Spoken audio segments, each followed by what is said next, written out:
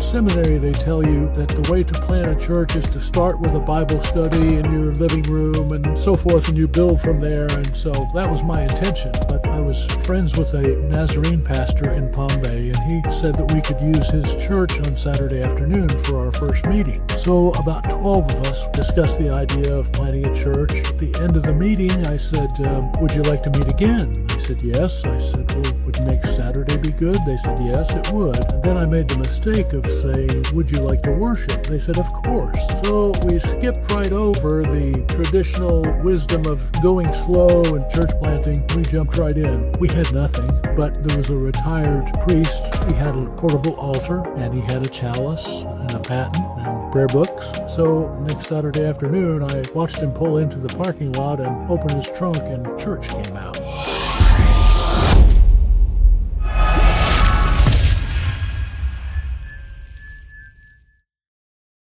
Welcome back to the Christians of Brevard Pastor Podcast. I'm joined today by Father Don Locke of Good Shepherd Anglican Church in Palm Bay. They are a member of the Anglican Catholic Church, or the ACC, and were established in 2009. You can find them today off of Canova Street on the east side of Babcock and Malabar Road. How are you doing today, Father Don? I'm doing well, thank you. Appreciate you joining me. So we were just discussing before the podcast and over email even prior to that, but the ACC, the Anglican Catholic Church, is going through a merger right now, I understand, with the Anglican Church in America, or the That's ACA. right. Yeah. Right. So funny enough, just my last podcast, I talked with Father Kerouac of St. Patrick's Church in Port St. John in their ACA. So your two denominations or communions will be merging. I have that right? Yes, that's right. Yeah, a big topic of this podcast and Christians of Brevard is church unity, Christian unity. So I think it's a really encouraging development, and I want to dive into some of those things. But maybe before we jump into all that, if you can just give me a little bit of a background about Good Shepherd Anglican and how you guys got started in 2009. Yes, we began in 2009. Actually, prior to that, for several years, I was ordained later in life. So for several years before that, I was originally ordained in the Anglican Mission in America, and I was a part of the church plant up in Vieira, Prince of Peace, Anglican Church. But in 2009, I set out to plant Good Shepherd in Palm Bay, because Palm Bay did not have a traditional Anglican church. After a few months or so, we discerned a call towards a more traditional Anglicanism, and so soon we left the Anglican Mission in America and joined the Anglican Catholic Church. I like to tell the story about our very beginning. We met, I told some folks that I was going to be starting a church, and in seminary they tell you that the way to plant a church is to start with a Bible study in your living room and so forth, and you build from there. And so that was my intention. But I was friends with a Nazarene pastor in Palm Bay, and he said that we could use his church on Saturday afternoon for our first meeting. So about 12 of us met on one Saturday afternoon in January 2009, and discussed the idea of planting a church. And so at the end of the meeting, I said, would you like to meet again? They said, yes. I said, well, would next Saturday be good? They said, yes, it would. And then I made the mistake of saying, would you like to worship? And they said, of course. So we skipped right over the traditional wisdom of going slow and planting church, and church planting. So we jumped right in. We had nothing, but there was a retired priest who was one of the 12, and he had a portable altar, and he had a chalice and a paten and prayer books and so forth. So next Saturday afternoon, I watched him pull into the parking lot and open his trunk, and church came out. Everything that we needed to worship was in the trunk of his car. As we've gone along, we have accumulated many nice church furnishings, and the remarkable thing about almost all the furniture in our church, the altar, most of the church linens, the baptismal font, which is a beautiful old font, the altar rails, they all come from various churches around our diocese. St. Mary's over in Winter Haven said, "Would you like our baptismal font? We have another one." The church up in Jacksonville said, would you like altar rails? We have, when we built our new church, we have these altar rails that are just in storage, and so forth. And so just the love and fellowship of other churches has really furnished our church. And it just, to me, it's in a most remarkable way. So you mentioned, I guess, Prince of Peace at that time. I think they're ACNA now, right? Yes, that's right. Okay.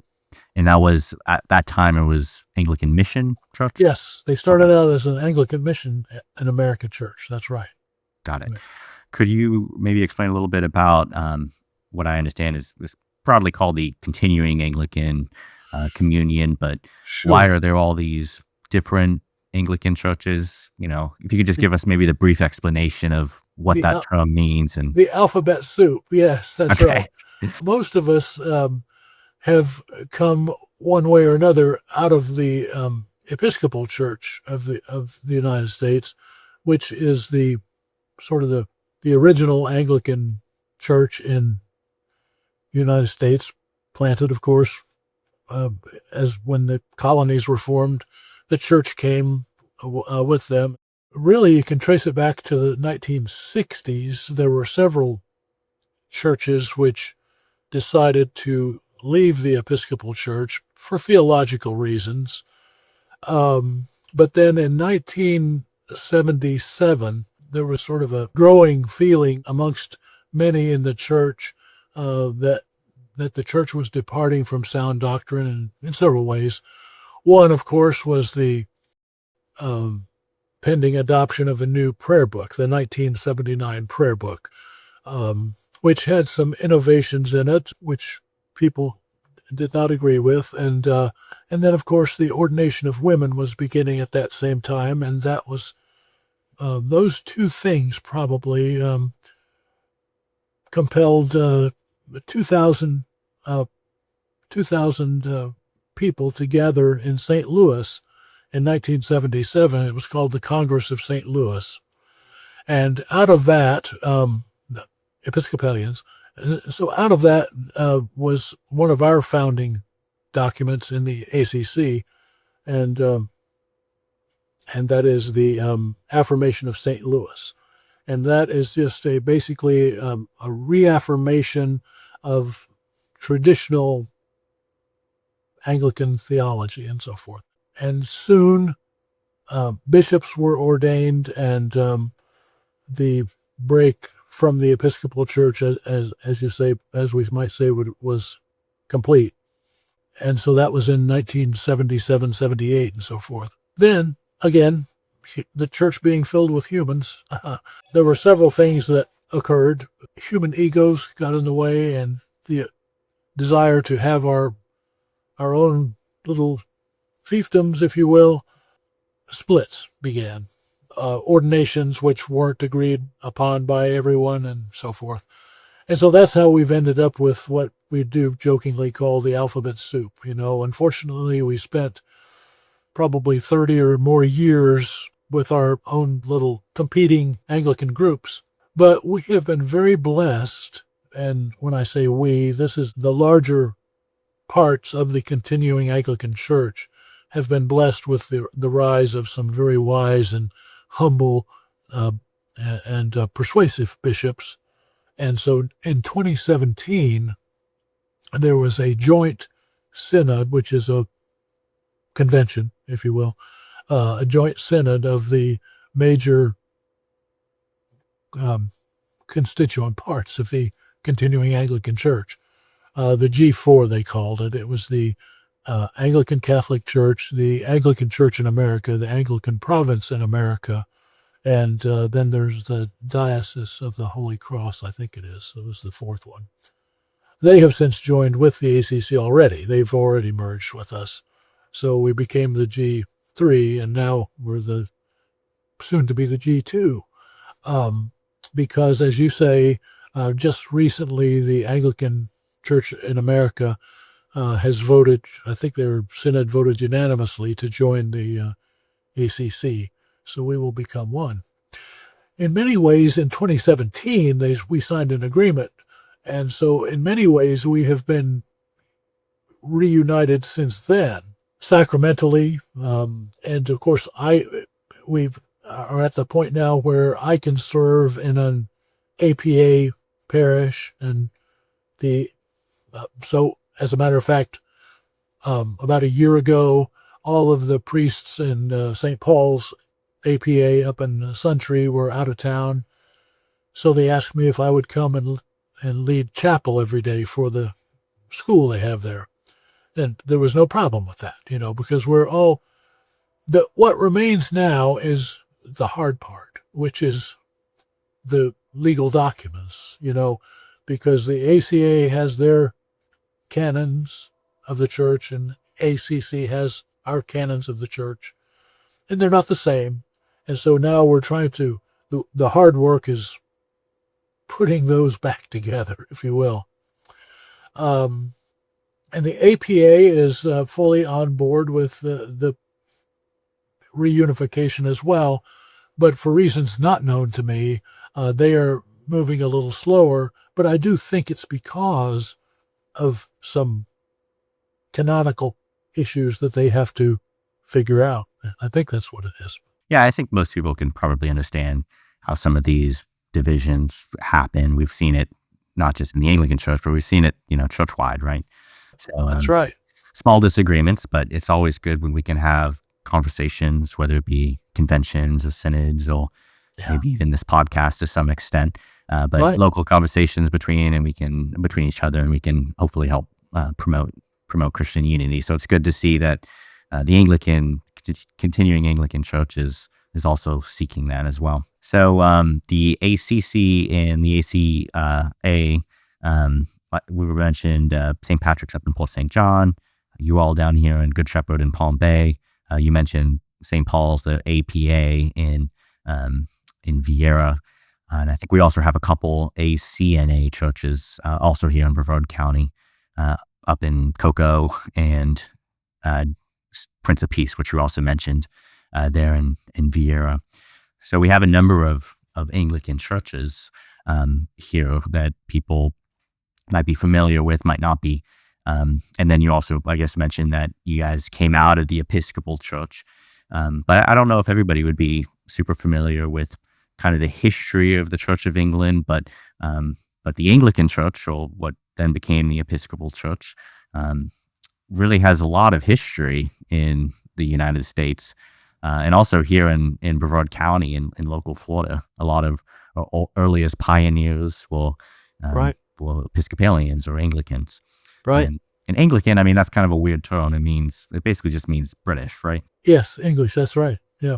So you mentioned the Book of Prayer, that you guys follow the 1928 Book of Prayer. And I think you said that kind of the development of maybe some of this continuing Anglicanism came out of that 1970s period when the Episcopal Church was changing the Book of Prayer. I think now they're on the 1979. Yes, that's right. Okay. So, but both you all and the ACA Church follow that 1928 yes, Book of Common Prayer. Right. That's right. And what I guess makes that a central piece of importance in your tradition? Well, the 1928 Book of Common Prayer is really sort of I would call it the crowning achievement of the Anglo-Catholic movement of the 19th century. Back in probably farther back than you want to go, but back in 1825, I think it was, there was a great Anglican English priest called John Keble, and he preached a sermon in England called The National Apostasy. And what he was calling the church to renewal, because it had fallen into a very cold period. And that sort of launched an Anglo-Catholic movement, a return from the more Protestant period. As you say, the English Church has a fairly complex and turbulent history. So there was much of the church in 1800, which was in England, which was pretty Protestant, um, as far as wearing vestments and as far as the understanding of the sacraments and all of these things. So the 1928 prayer book is sort of I think, the crowning achievement of a return to the traditional liturgy. It's essentially the Western liturgy of the Mass, which goes back to the earlier, goes like 1,500 years. It's very familiar to a Roman Catholic would recognize the liturgy right away.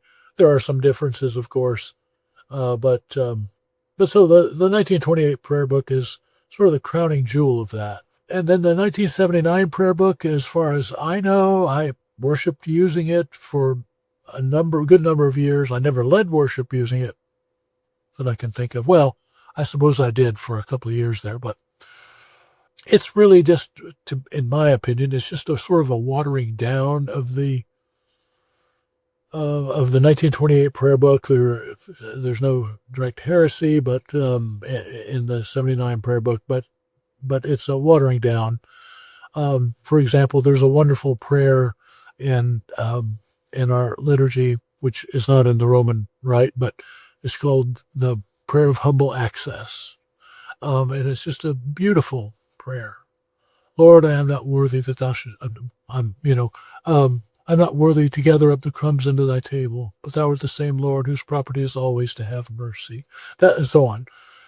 They took that out of Rite 2, which is their primary rite in the 79 prayer book. It's in the Rite 1, but it too is watered down and so forth. So that was a long way of answering you, wasn't it? The 1928 prayer book is for us the sort of the crown jewel of the Anglo-Catholic movement. Yeah, gotcha.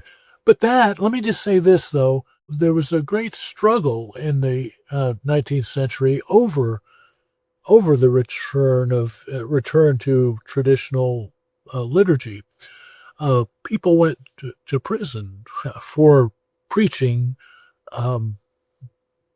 the traditional Anglican, the traditional doctrines of the sacraments. Edward Pusey was prohibited from preaching for a year because he preached the real presence of Christ in the sacraments. As recent as the 1920s, there was a fellow who was Bede Frost, who was quite famous back in the 1920s, a wonderful writer and preacher.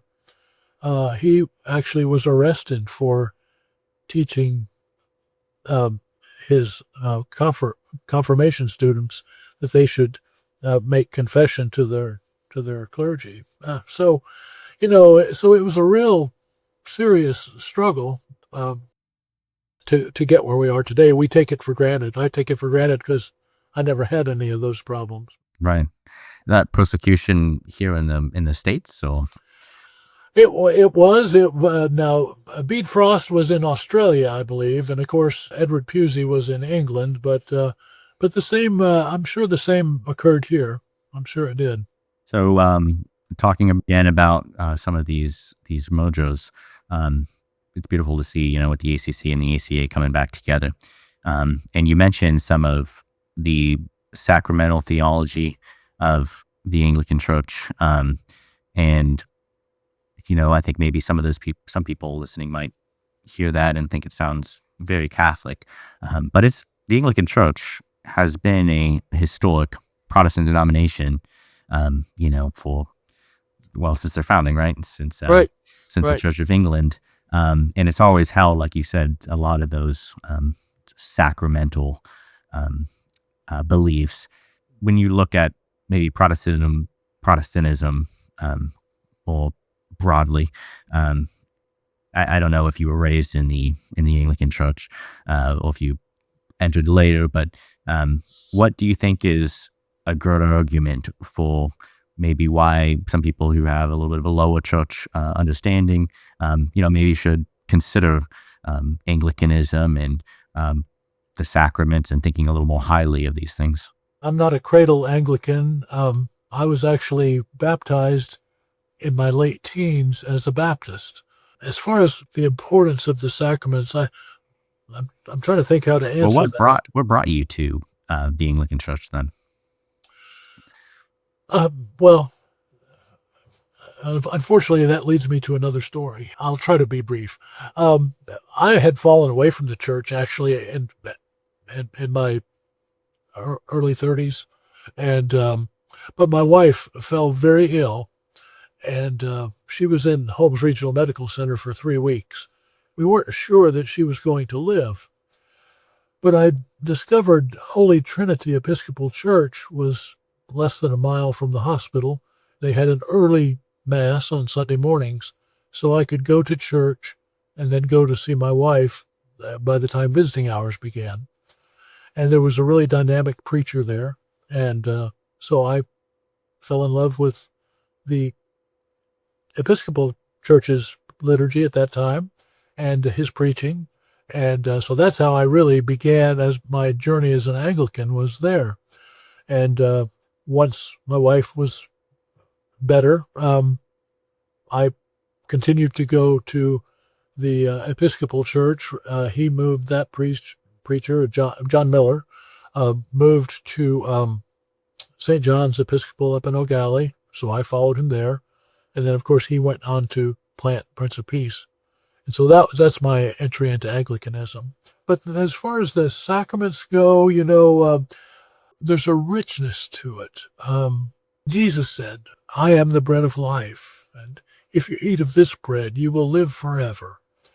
And there is something, in John chapter 6, Jesus clearly teaches that we consume him in the sacrament. And there's something about that. We call it Holy Communion because when we take communion, he comes to dwell in us and we dwell in him.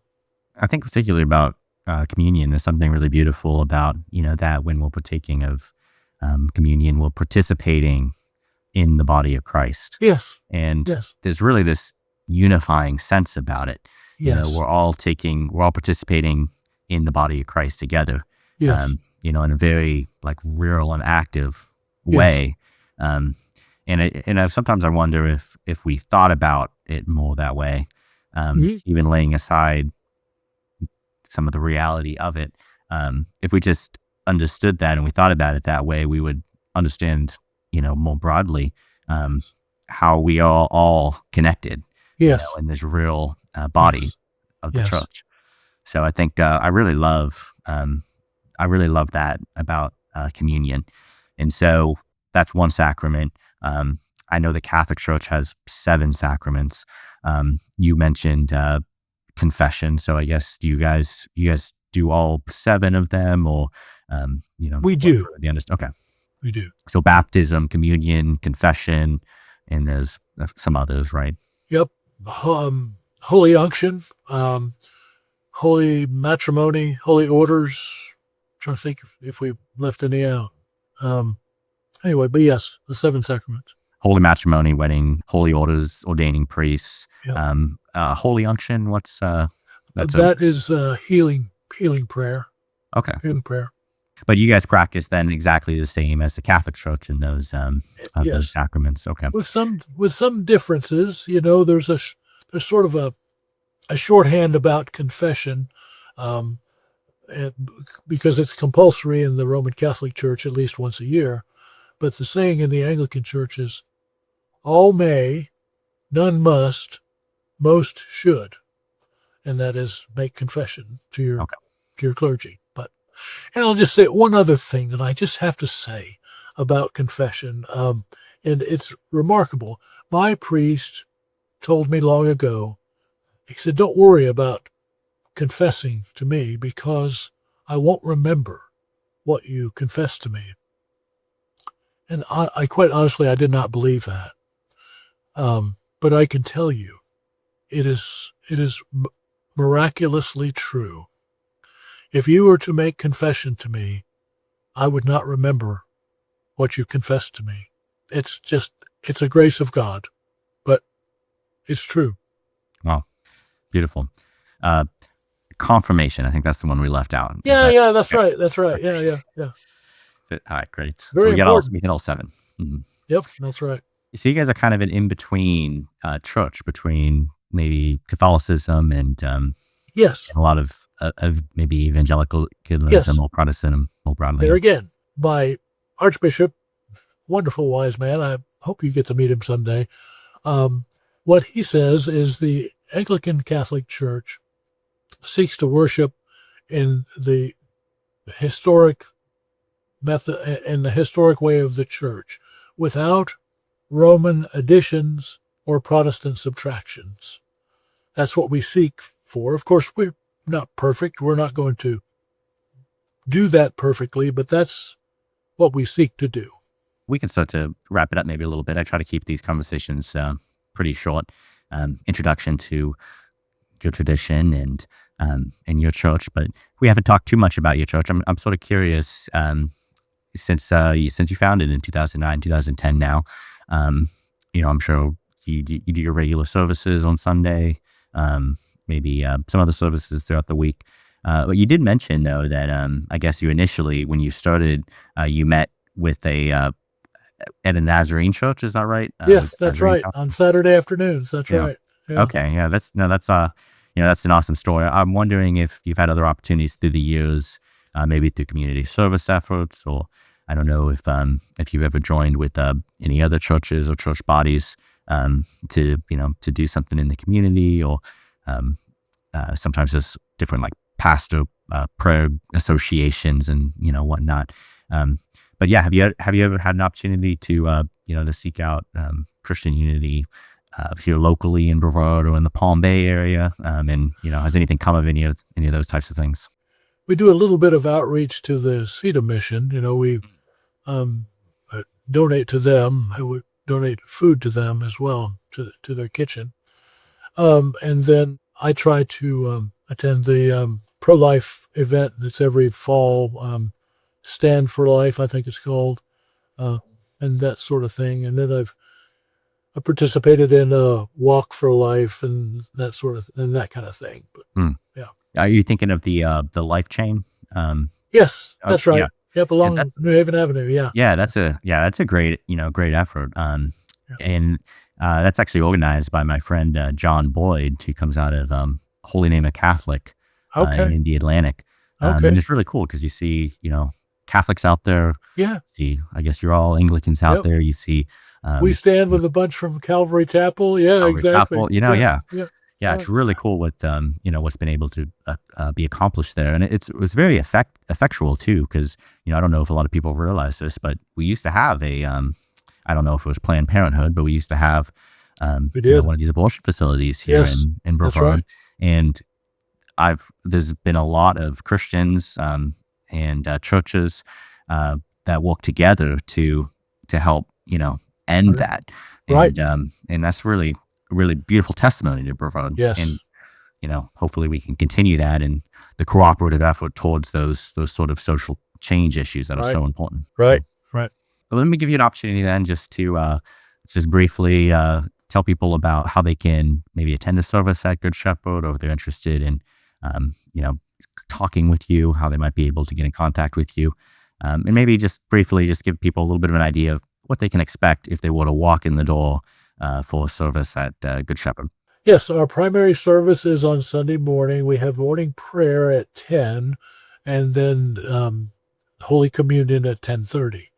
And everyone who is a baptized Christian who has a personal belief in Jesus Christ and believes in the presence of Christ in the sacrament is welcome to receive Holy Communion in our church.